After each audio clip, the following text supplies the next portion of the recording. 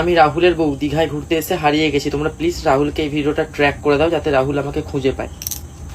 রাহুলকেই খুঁজে পাওয়া যাচ্ছে না এই দুর্ঘটনার পর থেকে, তো রাহুলকে ভিডিওটা ট্র্যাক করবো কি করে? হ্যাঁ, না না আমি যাব না। আর খোঁজ নিয়ে দেখো, রাহুল পশ্চিমবঙ্গের যত আদালতে, সব আদালতে তোমার এগেনস্টে ডিভোর্স ফাইল করেছে। কেননা রাহুল বলছে যে শেভিং ক্রিমের খরচায় আর কুলে উঠতে পারছে না। তোমার নাকি 3 দিন নিয়ে এত বড় বড় চুল আসে 3 দিন অন্তর অন্তর, যা রাহুলের বুকেও নেই। রাহুলের বুকেও অত বড় চুল নেই, 3 দিন পর পর তোমার গালে যা চুল আসছে। আরে তুই বুকে ওটা কি জড়ায় রেখেছিস? হ্যাঁ, কি জড়ায় রাখছিস?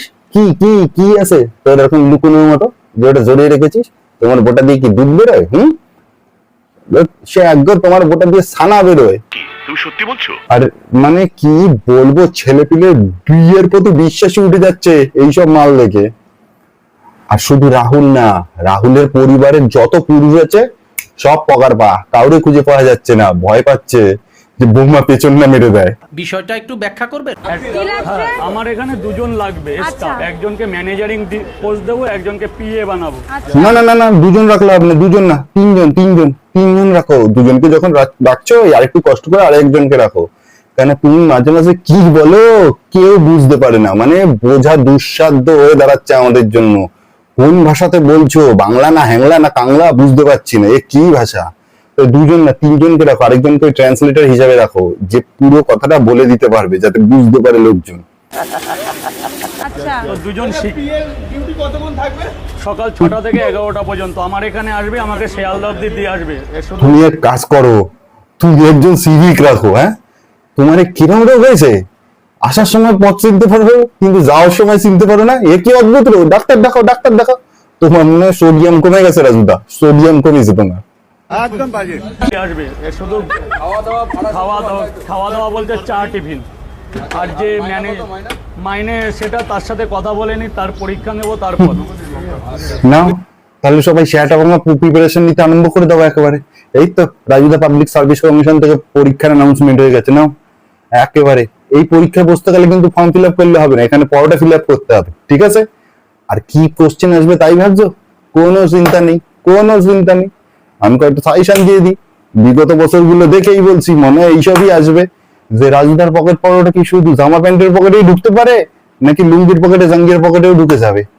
আর এই পরীক্ষা নিতে গেলে কিন্তু শুধু তোমার প্রিপারেশন নিলেও হবে না, সেই সাথে শেয়ারটা বাংলা লেভেলের পরোটা, কাঁচা লঙ্কা আর পেঁয়াজ আর তরকারি দিয়ে মারতে হবে। দিনে পরোটা, রাতে পরোটা, সন্ধ্যে পরোটা, পরোটার পর পরোটা, পরোটার পর পরোটা মারিয়ে যেতে হবে। তাহলে আর বেশি দেরি করো না, মার কাট কাট কম্পিটিশন, সেই লেভেলের প্রস্তুতি নাও, নইলে কিন্তু পাবে না। এ কিন্তু এইচএস লেভেল, গ্রাজুয়েট লেভেলের পরীক্ষা না, এসা একেবারে পরোটা লেভেলের পরীক্ষা। দিন রাত পরোটা খাও আর বাতলিং মারো। আর ফর্ম কবে থেকে ছাড়া হবে সেটা এইসব ভ্যাটাং মার্কা ফুড ব্লগারদের পেজে জানিয়ে দেওয়া হবে।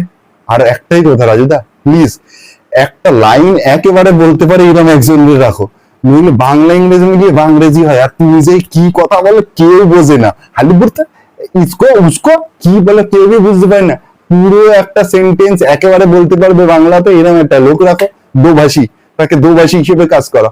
তুমি যেটা বলবে সে বাংলায় আমাদের বলবে, আমরা যাতে বুঝি। बुरा लगता है भाई आप।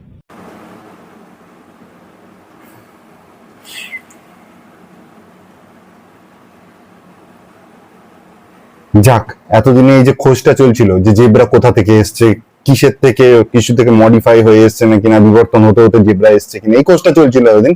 এখন সেই খোঁজ পূর্ণ হলো একেবারে। এখন জানা গেল সত্যিকারে যে জেব্রা কোথা থেকে এসছে। এর পরের জেনারেশনই জেব্রা, সাদা কালো। এইটা আমরা জানতাম। ভাই তোমরা কিন্তু ভেবো না যে মেকআপ করেনি, দুজনেই মেকআপ করেছে। একজন বিউটি পার্লার দিয়ে করে এসছে, একজন তারপিন তেল দিয়ে করেছে, সেই গ্লেজ মারছে। ও হ্যাঁ, মনে হচ্ছে একেবারে যেন কেউ একেবারে দুটো পাশাপাশি মিষ্টি রেখেছে, পুরো মানিক জোর মিষ্টি একেবারে, একটা রসগোল্লা একটা গোলাপ জাম। ভাই তবে এখন যে স্ক্যাম চলছে, এমনও হতে পারে কিন্তু যে দুজনের মেকআপ তুললে দুজনেই সমান হয়ে গেল একেবারে। সেই টেকনোলজি একেবারে চলছে এখন, একেবারে সেই সিভিলের স্ক্যাম। ঠিক আছে ঠিক আছে। যাদের বিয়ে নিয়ে সমস্যা চলছে, বিয়ে হচ্ছে না, তাদের কি বিয়েটা হবে আচ্ছা এই বছর? হ্যাঁ, যারা এই রিডিংটা দেখছো তাদের বিয়েটা এই বছরই হবে। কি রে? হ্যাঁ, যারা যারা ভিডিওটা দেখছে সবার জন্মের তারিখ, মাস, বছর, সময় এক নাকি? যে যারা যারা ভিডিও দেখছে সবার বিয়ে হয়ে যাবে, সময় ভালো হবে, এরকম হয় নাকি রে?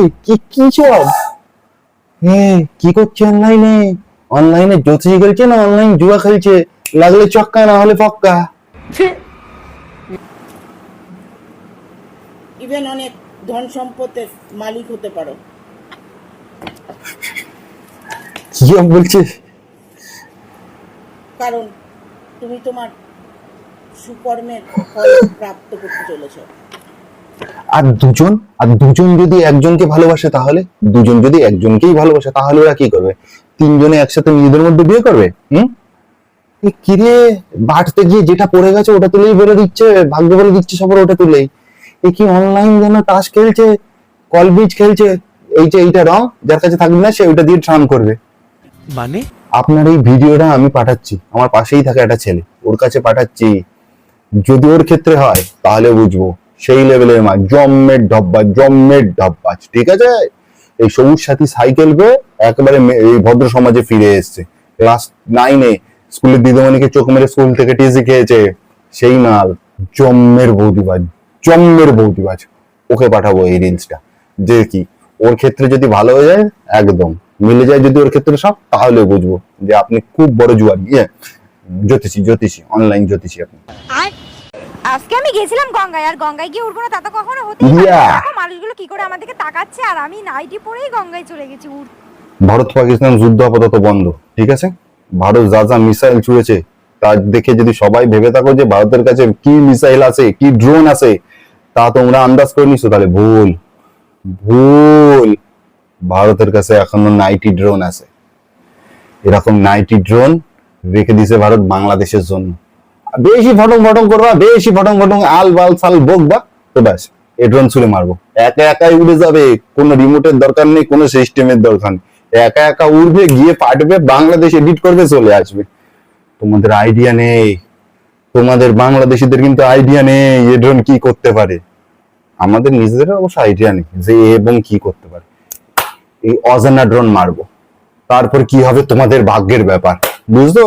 তাই ফটং কম করো, একদম চুপচাপ ভালোভাবে থাকো।